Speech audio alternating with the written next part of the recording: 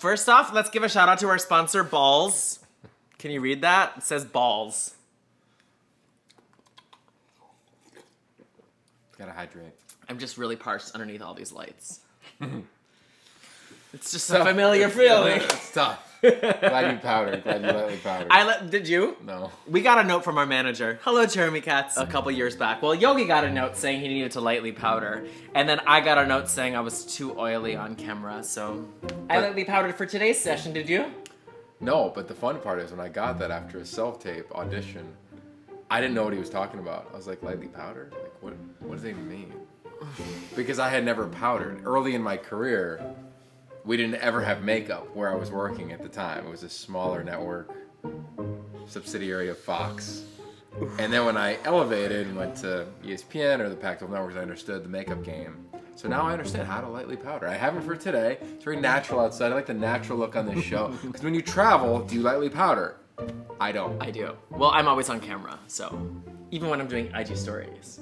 Totally. It's part of your deal. I get it. I mean, I consider myself like a brand that goes 24/7. Yeah. Always on. Well, it's not about on. It's just like channel. I'm always Ravi around the world. Well, that's good. And sometimes I'm like not anybody I'm else. like a little heightened version. Sometimes a little bit more like subdued. Anyway, last week we talked about an interesting story when we were both in Santiago, Chile, and something that we learned. And today, I think that it's a really interesting experiment for us to, bareback on that. What's that called? Not bareback. To whistle off that back. Like, you know what I'm saying? Like, if like piggyback. To piggyback on last week, Yogi was talking about how he stayed in a hostel. And I was talking about how I stayed in a 5-star. And here I am now at what we learned last week is the retreat. Thank you. Welcome. First trip you ever remember going on with me? Go. First trip I ever remember going on with you. Solo, I would say when we went to Europe. Now, I asked Robbie to go on multiple trips, and he would say, no, I want to go by myself, but if you want to come for a latte, you can join me. Thanks for that. Wasn't very nice. Regardless, we ended up going to Biarritz and San Sebastian, and I picked you up in a beautiful, stylish camper van. And that is where the bliss and the joy and the fun, very calm Ravi Roth showed up. We slept in the van, we tucked in the van, we surfed in the van, we enjoyed ourselves in the van, and we began our traveling relationship in the van. That's what really began 2 bros, 1 trip. And it was really hard for me. We have a clip. I just don't know if I can do van life.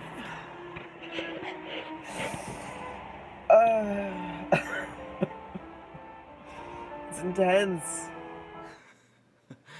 It's hard for me because, I really like to spread out in my bed. I really I do like pampering.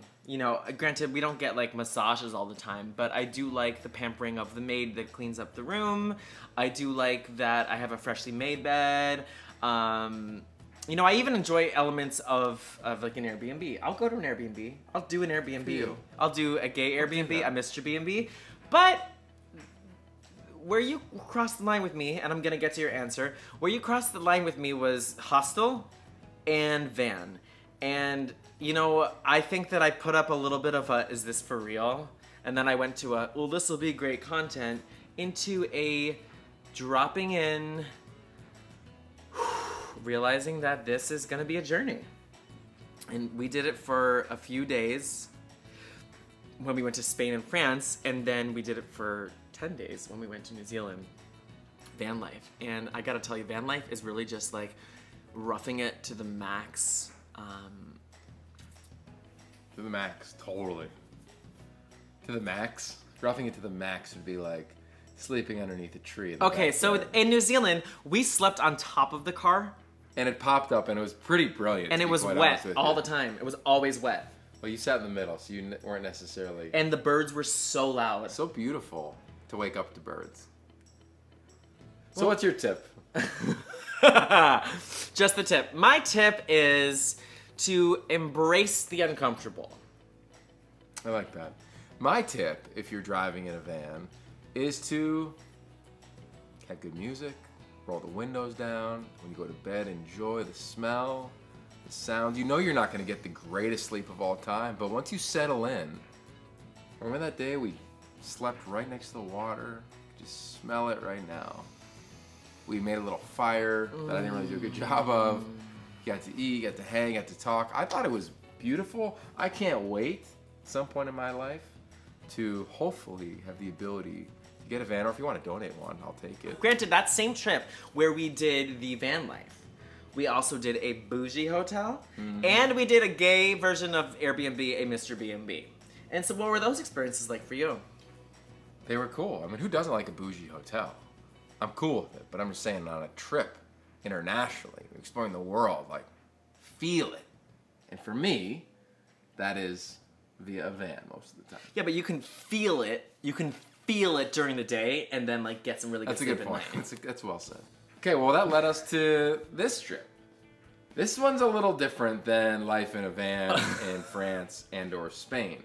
We like to call it around here the retreat with Ravi around the world. Our guest, part Manny, obvious brother, family, brother-in-law, uncle, lots going on here in Southern California. This was supposed to be a 2-weeker. I was gonna come out during the peak of the COVID-19 and I was gonna help you move. And the day that I landed, you said, oh, by the way, we're not moving for another month past when you thought you were moving. And then as the days went on, we learned more about Corona and... No one would be moving for a while. So what started as 2 weeks looks more like 2 months. And I'm sharing a room with your 5-year-old. What's that like? You know, I feel like last year in general was a big year of me learning patience. But this year it's patience on a whole new level.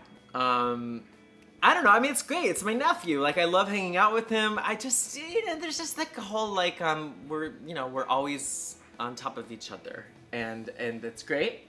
But even with you, like, I can take you in, like, you know, our longest trip was what, 10 days? Tack on 1 or 2 in the front and the back. This is the longest, and this is great. But I think that we both have our moments where we need solo time. I think everyone needs solo time. I think that's the best part of traveling. For a lot of travelers I hear from, they're like, how can you travel by yourself? And prior to being engaged or married or trip with Ravi, I would always and only go on myself. Even on our first trip together, I went by myself for a week and then met up with you. And I think that's the greatest way to learn about the world, is to get out there by yourself. It may seem scary. There's elements of that I understand, that you may feel unsafe. There's unpredictability around every corner, but that's the fun. Because when you're not in your comfort zone, you're out of it. And when you're traveling, you can't speak the language, you don't know the food, you don't know what's around the corner. Like, there is an element of growth that happens with sheer curiosity, as you know. So, yeah, totally different world now as a traveler, but I do think that those experiences as individuals have helped me become one that can live with you now and my family. But yeah, as an individual solo traveler, there are moments where I want to take a walk by myself, and luckily my family lets me go do that. I personally love exploring a city by myself. My one downfall in that is that I'm a little heavy-handed with the packing. He knows my rule.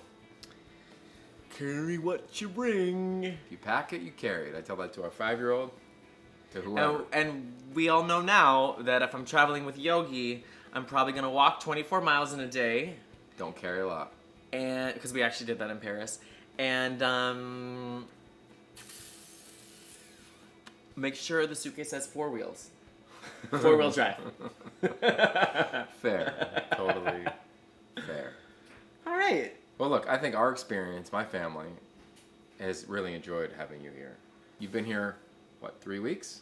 Yep. We can't even imagine life without Ravi. And there was a joke circulating the internet from some of my friends that was like, during a quarantine, everybody needs a Ravi around the world, which would be amazing if we could just dub you, and we'd have you here all the time. But you're not going anywhere soon. And I'm not dating anyone, clearly. Clearly.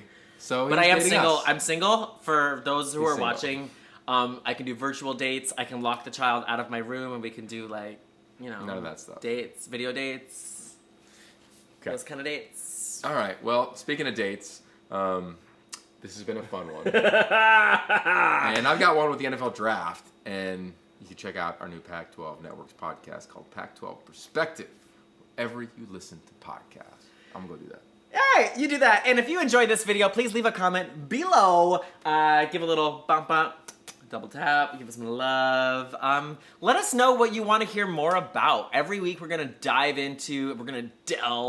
I love delve. We're gonna delve into a tip, an experience, and relive some of our illustrious travels. And you know what? Even though we can't go anywhere, we're gonna probably have a lot of stories from here.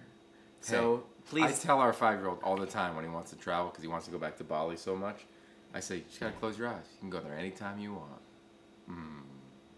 Okay. Well, and yeah, you gotta go all the way in. All the way in so it's dark. Oh. Okay, that's Same. good. You're becoming an influencer.